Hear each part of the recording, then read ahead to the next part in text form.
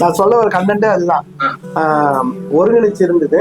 அதனாலயும் என்னவோ தெரியல, அவங்களோட வாழ்க்கைல ரொம்ப சுபிட்சமா இருந்தது, சந்தோஷமா இருந்தது. ஏன் இப்ப இருக்கிற போது நம்மளுக்கு ஏன் இவ்வளவு கஷ்டம் இருக்குது?